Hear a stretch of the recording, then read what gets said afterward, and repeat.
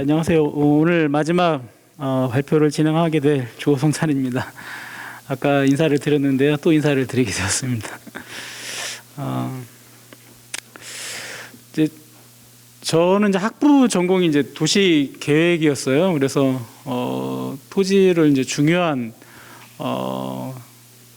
대상으로 다루는 이제 전공을 했는데 공부가 안 맞았어요. 제가 아무래도 이 농촌 출신의 아이다 보니까 이 세련됨을 요구하는 이 도시의 이 토지 계획이 참 어려웠습니다. 그런데 이제 학부가 끝날 때쯤에서 이제 이 새로 좀 시각이 좀 열렸고요. 그래서 이제 헨리 조지의 토지의 경제학이 굉장히 중요하게 다가왔고, 그래서 도시계획과 굉장히 이 토지라는 부분으로 만난다. 그래서 토지에 대해서 정치경제학적으로 이제 공부를 하기 시작했습니다. 그런데 이제 학부가 아무래도 도시계획이다 보니까 뭐 왠지 모르게 이제 북한의 여러 가지 정책들, 변화들에 대해서 끌리기 시작을 했고요. 그래서 박사과정에서는 조금 더 깊이 북한의 토지 정책, 특히 이제 통일 이후의 토지 정책이라는 문제의식을 가지고 연구를 하게 되었습니다. 그래서 가장 중요한 사례 국가에 이제 바로 인접한 중국에서 이제 공부를 하게 되었는데요. 이제 그러한 과정들을 조금 정리해서 2019년에 이 제목이라는 이제 제목으로 해서 책을 좀 정리해서 출간을 했습니다.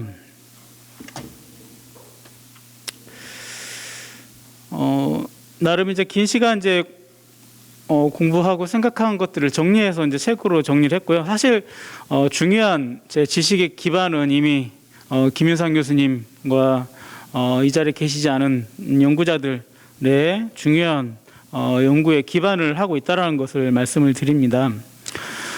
앞서서 이제 여러 가지 아마 철학적인 용어들이 좀 나와서 좀 뭐 어려울 수도 있는데요. 지공주의, 토지가치 공유, 뭐 이제 공공토지 임대 뭐 등등등 아마 좀 익숙하지 않은 표현들이 나와서 그러실 텐데요. 기본적으로 이제 이 토지라는 첨부된 자원, 저는 요즘 이제 여기저기서 이제 커먼즈라는 말을 씁니다. 모두의 것, 커먼즈. 그리고 제프리 삭스 같은 경제학자는 커먼웰스라는 표현을 쓰더라고요. 그 책이 제가 두꺼운 책을 이제 접하게 돼서 조금씩 이제 읽고 있는데, 커먼웰스, 한 나라의 부 또는 한 나라의 토지 자원, 지하 자원, 다 포괄적인 개념입니다. 인간이 만들지 않은 그 자원에 대해서 커먼웰스로 인식을 하고, 그 커먼웰스를 그 국민들의 경제적인 복지를 위해서 어떻게 활용하는 거냐에 대한 여러 가지 고민들이 사실은 긴 시간 동안 진행되어 왔다고 봅니다. 그러한 맥락에서 볼 때 사실은 북한의 여러 가지 이제 토지개혁, 우리 한국은 농지개혁이라고 하지만 이제 북한은 토지개혁이라고 하는데요. 이 토지개혁 및 이제 여러 가지 경제체제 전환의 방향도 사실은 그러한 긴 역사적인 흐름 안에 저는 있다고 봅니다. 김유상 교수님의 이제 그 연구를 보면 이 토지와 관련해서 특히 이제 이 네 가지의 시스템으로 구분을 합니다. 토지 사유제, 그리고 지대를 보유세로 환수하는 지대 조세제. 앞서서 이제 남 박사님이 이제 국토 보유세라고 얘기를 했는데요. 종부세나 국토 보유세가 이제 지대 조세제에 해당이 되고요. 제가 이제 아무래도 조금 더 토지가 국공유 소유인 그런 국가에 적용 가능한 공공토지 임대제, 그리고 이제 완전히 이제 국가가 모든 걸 다 통제하는 토지 공유제로 구분을 하는데요. 저는 그 중에서 이제 공공토지 임대제의 관점에서 연구를 많이 진행해 왔고요. 사실 이제 뭐 토지가 개인이건 국가건 간에 사실은 핵심으로 저는 이제 지대 부분을 많이 보고 있고, 그래서 결국은 지대를 얼마나 제대로 사회화하느냐가 관건이다 라고 저는 늘 이제 생각을 하고 있습니다. 앞에서 제가 중국 사례 보면서 사실 얼마나 많은 부분이 사유화되고 있는지를 여러분 보셨을 텐데요. 결국 중요한 건 돈이라고 생각이 들어요. 지대라고 저희가 표현을 했지만 사실은 돈이거든요. 돈. 이 돈이라는 사실은 이 물신이 사실은 우리의 정신을 얼마나 지배하는지는 뭐 저희가 다 경험을 하고 있다고 생각합니다. 그래서 헨리 조지의 진보와 빈곤을 보면 사실은 이제 헨리 조지가 한국 사회에서는 이제 종합부동산세, 국토보유세에서 이제 조세적 접근이라는 어떤 중요한 철학적 기초로 생각되지만 사실은 헨리 조지가 원론적으로 제시한 이론적인 방안은 조금 다릅니다. 이렇게 얘기를 하거든요. 빈곤을 타파하고 임금이 정의가 요구하는 수준, 즉 노동자가 벌어들이는 전부가 되도록 하려면 토지의 사적 소유를 공동 소유로 바꿔야 한다. 그 밖에 어떠한 방법도 악의 원인에 도움을 줄 뿐이며 다른 어떤 방법도 희망이 없다. 굉장히 날카롭고 분명하게 얘기를 합니다. 토지의 사적 소유를 공동 소유로 바꿔야 되고 다른 방법은 대안이 아니다. 이제 김유성 교수님께서 번역하신 진보와 빈곤에서 제가 인용한 것입니다. 그래서 번역이 잘못되지 않았다면 헨리 조지는 분명히 이렇게 이야기한 것으로 저는 이해를 하고요. 그런데 헨리 조지가 이제 논리를 전개하면서 그럼 이미 토지가 사유화된 곳에서는 어떻게 할 거냐? 그래서 소유권은 그대로 두고 세제적인 접근을 하자라고 이제 제안을 했고요. 그러면서도 이제 헨리 조지가 이야기한 이 토지의 공동 소유로 바꾸고 그럼 어떻게 할 거냐에 대해서도 원론적인 이야기를 합니다. 그래서 토지를 공동으로 소유를 한 상황에서 두 번째 줄인데요. 토지 계량물에 대한 사적 권리를 완전히 보호. 이 헨리 조지가 굉장히 이 사유재산을 굉장히 중시한다는 것을 알 수가 있고요. 그러한 조건 하에서 각 필지마다 최고 가격 청약자에게 임대한다면 정의의 법칙도 만족시키고 경제성도 충족시킬 수 있다. 여기에 다시 한번 각 필지마다 최고 가격 청약자에게 임대한다라는 표현이 나옵니다. 앞서서 제가 홍콩 사례를 말씀드리면서 초기 이제 식민지로 이제 개척이 되면서 각 필지마다 이제 최고 입찰 지대에 대해서 최고 입찰자에게 사용권이 넘어간다는 이야기를 했는데 사실은 원리상 같습니다. 그래서 사실은 이 부분 저는 굉장하게 중요하다라고 보고 있고요. 이러한 부분들이 토지의 국공유 상태에서 어떻게 개인에게 사용권을 안정적으로 보장하면서도 사회적으로 지대를 정확하게 환수할 수 있는지에 대한 중요한 원리가 된다라고 생각합니다. 그리고 이제 제가 말씀드린 그러한 공공토지 임대론이라는 사실은 핵심도 사실은 바로 여기에 저는 기초를 하고 있습니다. 제 발표안에 이제 다른 내용들이 굉장히 많지만 대부분의 내용들을 생략하고 중요한 부분만 하면서 넘어가겠습니다. 이 공공토지 임대제에 대한 경제적인 타당성은 헨리 조지 말고도 레옹 왈라스라던가 여러분 잘 아시는 스티글리츠 같은 분들도 굉장히 중요하게 강조를 하고 있고요. 정우찬 선생님도 잠깐 언급을 한 것을 제가 인용을 했습니다. 이제 앞서서 제가 이제 공공토지 임대제의 핵심적인 부분을 제가 이제 말씀을 드렸는데, 근데 이제 이게 지대를 제대로 환수하지 못하면 금융하고 연결되는 구조에 대해서 간략하게 설명을 드리면 영어로는 이제 랜드 캐피탈레이제이션 해서 지대 자본화라고 하는데요. 보통 우리가 지가라고 합니다. 지가는 이제 렌트가 자본화되는 건데 이 미래의 지대를 현재의 지가로 환산해서 시장이 형성된 이 지가 같은 경우에는 이 금융과 연결이 돼서 화폐를 만들어냅니다. 저는 이제 경제학에 보면은 이제 신용화폐라고 하는데 사실은 이게 오해를 주고요. 엄밀하게 말하면 부채 화폐입니다.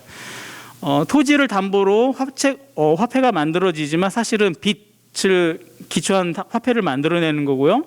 그렇게 토지를 담보로 부동산을 담보로 만들어지는 창조되는 화폐는 사실은 부동산 시장뿐만 아니라 인플레이션이라든가 경제 전체에 왜곡을 가져오는 중요한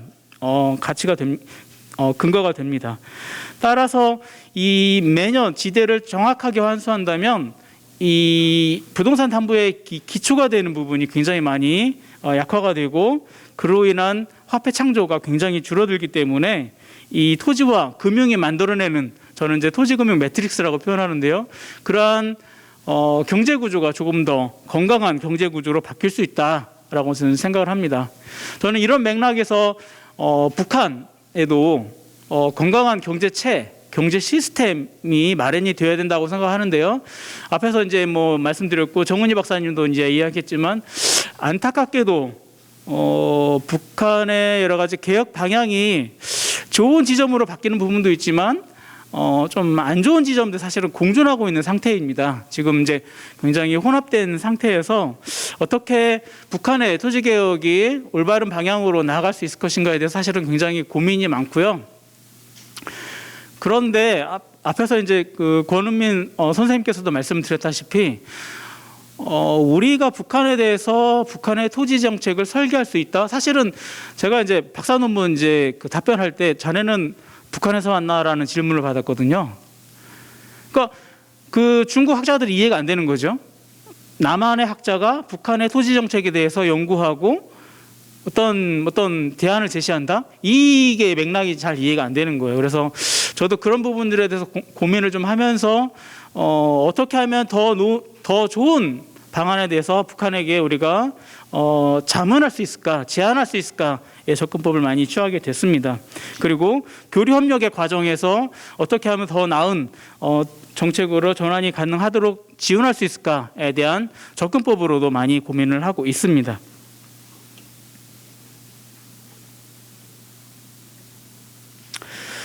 제가 이제 책 공공토지 임대론에서 이제 제시한 기본 모델의 핵심적인 내용을 설명을 드립니다. 먼저 핵심적인 원칙은 평등 직권을 기본 핵심 원칙으로 했습니다.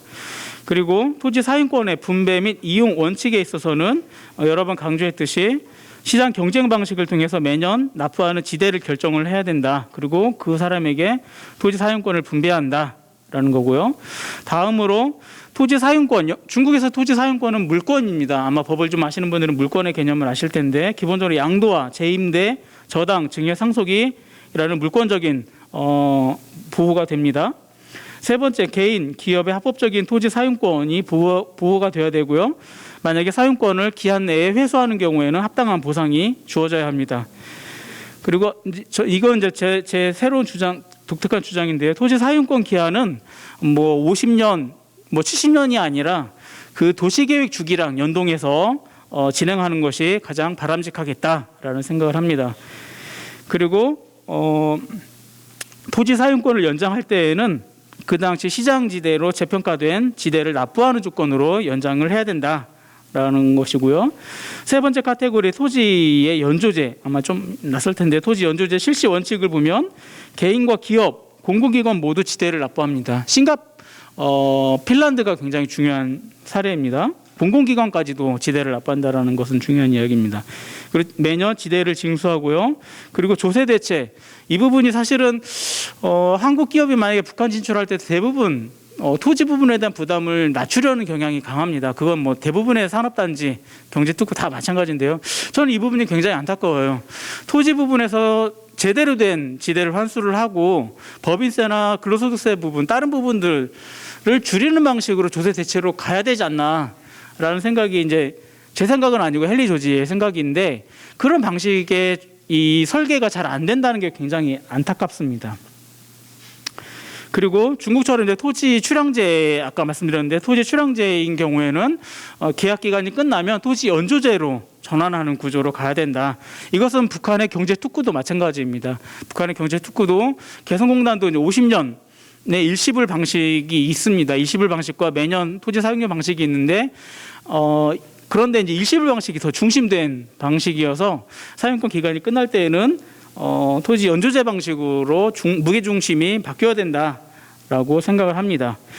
그리고 이제 이론상으로는 매년 지대를 평가해서 징수를 해야 되는데 그게 평가 비용이 많이 들기 때문에 대체로 해외 사례를 보면 생계비 지수나 물가 상승률, 경제 성장률 이런 지수 중에서 가장 좋은 지수와 연동해서 평가를 하지 않는 시기에 지대를 재조정하는 방식을 많이 사용합니다. 그래서 핵심적으로 이러한 방식의 기본 모델을 생각을 했고요.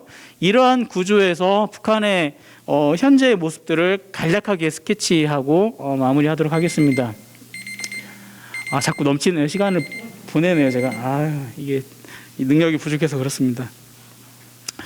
우선 재미있는 사례는 한반도의 최초의 토지 투기 사례는 바로 한반도 끝에 있는 라진시입니다. 라진시 같은 경우에는 일제시대 만주국이 성립이 됐을 때 일본이 라선을 통해서 라진항을 통해서 만주국에 가는 그런 전략을 취했기 때문에 한반도의 최초의 극심한 토지 투기가 진행이 됐고요. 저는 이 DNA가 한반도 전체에 미쳤다라고 생각을 합니다.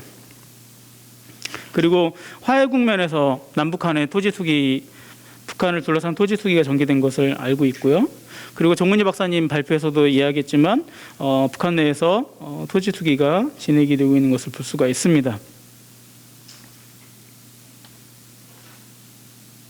그리고 경제 특구, 앞에서 말씀드린 대로 이제 북한의 경제 특구나 경제 개발구 같은 경우에는 사실은 중국의 시스템을 많이 모방을 했고요. 그러다 보니까 나름 굉장히 탄탄하게 토지 정책이 설계가 됐지만 토지 임대료 환수 부분에서는 좀 아쉬운 부분이 있다라는 거 말씀을 다시 드립니다. 하나를 더 말씀을 드리면 이제 정은희 박사님이 이제 현행법에서는 이제 주택 매매가 안 된다고 말씀을 하셨는데 그러나 이제 라선 특구에서는 주택법 살림집 판매 및 리용 규정이 이제 입법이 돼서요. 라선 특구에서만 제한적으로 주택 매매가 가능합니다. 그 이유는 아무래도 중국의 부동산 자본이 진출해 있기 때문에 그들의 여러 가지 투자금을 회수하기 위한 전략으로 아마 라선에서 우선적으로 살림집 판매 및 리용 규정에 입법해서 판매가 되고 있는데요. 이것이 이제 향후에 어떻게 북한 내에 확산이 될지 말지를 지켜보는 것이 굉장히 중요하다고 생각을 합니다. 이게 앞에서 말씀드린 그 중국의 부동산 자본이 이제 그 훈춘, 그 북중러 접경 지역의 훈춘 방천에 있는 전망탑에 이렇게 모델링을 했더라고요. 그래서 이런 흐름들이 진행이 되고 있구나라는 것을 말씀을 드립니다. 그리고 산업별로 굉장히 중요한 변화들이 있는데요. 1차 산업에서도 농지를 개인에게 조금씩 이렇게 책임을 맡기는 분조관리자의 포전 담당제, 2차 산업에서도 경제 특구를 중심으로 토지 사용권을 설정하는 방식, 3차 산업에서도 장마당 그리고 산림집법과 부동산 관리법을 통해서 부동산 사용료를 부과하는 이러한 1차, 2차, 3차 산업의 어떤 공통점을 볼 때 법 제도적으로 재산권이 안정적으로 설정되는 건 아니지만 그래도 실질적인 내용으로 보면 개인과 기업에게 배타적인 토지 사용을 보호하면서 그들에게 토지 사용의 대가인 토지 사용료를 다양한 이름으로 받고 있구나. 그게 공통된 공통된 방향이라는 것을 읽어낼 수가 있었습니다. 따라서 이러한 흐름에서 앞에서 말씀드린 공공토지 임대론의 기본 원칙들이 어떻게 잘 적용되고 접목될 거냐 하는 것은 향후에 북한의 경제체제의 변화와 발전에 굉장히 중요한 요소로 작용해야 된다라는 게 저의 생각입니다. 마지막입니다. 앞에서 이제 제가 공공토지 임대론의 기본적인 틀을 말씀을 드렸고 현행의 북한의 변화들에서 어떤 시사점이 있는지를 말씀을 드렸습니다. 저는 이제 남북 교류 협력의 관점에서 조금 더 이제 여러 가지 제안들을 이제 이렇게 토지 사용료가 순환되는 이러한 경제 시스템, 도시 발전 전략에 대해서도 설계를 해봤고요. 그리고 최근에는 이제 사회적 경제, 한국 사회 사회적 경제와 어떻게 접목할 거냐에 대한 고민들을 하고 있습니다. 그래서 향후에는 남북 교류 협력의 맥락에서 어떻게 하면 토지 부분을 좀 더 결합시킬 것인가에 대해서 더 연구를 진행할 계획입니다. 헨리 주지가 한 이야기를 이야기하고 마치겠습니다. 사회주의의 이상은 위대하고 숭고하다. 또 실현 가능성도 있다고 생각한다. 그러나 이런 사회는 인위적으로 되는 것이 아니라 자연스럽게 성장해야 한다. 사회는 유기체이지 기계가 아니다. 저는 북한의 경제체제 전환 발전에도 굉장히 중요한 시사점을 준다고 생각을 합니다. 이상 발표를 마치겠습니다.